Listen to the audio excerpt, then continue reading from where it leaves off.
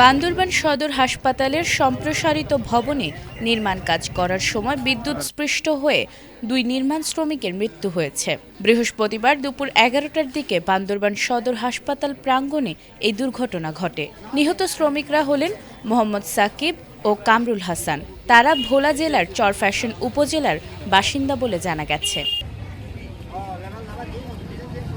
প্রত্যক্ষদর্শী ও fire service সূত্রে জানা যায়, বান্দরবান সদর হাসপাতালের সার্ভিস ভবনে নির্মাণ কাজ করছিলেন সাকিব ও কামরুল হাসান।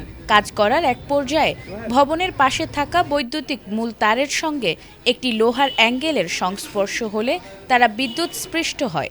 এতে ঘটনাস্থলেই তাদের মৃত্যু হয়। পরে খবর পেয়ে বান্দরবান ফায়ার সার্ভিস ও সিভিল ডিফেন্স ও পুলিশের সদস্যরা ঘটনাস্থলে পৌঁছে পরিস্থিতি নিয়ন্ত্রণে নেন এবং প্রয়োজনীয় কার্যক্রম শুরু করেন।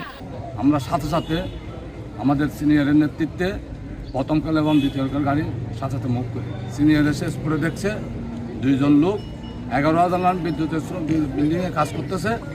11,000 বিদ্যুতের পুরের সাথে আত্মিং হয়ে দুইজন লোক স্পটে মারা গেছে। আমি সাথে সাথে আমার গাড়ি নিয়ে আমি মুভ করছি, এসে দেখতেছি দুইজন লোক মৃত অবস্থায়। আমি সাথে সাথে পুলিশকে খবর দিলাম, পুলিশ এসে এখন আইডেন্টিফাই করতেছে।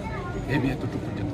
বান্দরবানের civil surgeon doctor Mohammad Shahin Hossain Chowdhury দুই শ্রমিকের মৃত্যুর বিষয়টি নিশ্চিত করে জানান, এই বিষয়ে আইন শৃঙ্খলা রক্ষাকারী বাহিনীর সদস্যরা বিষয়টি তদন্ত করছে। Desk report, ATN Bangla.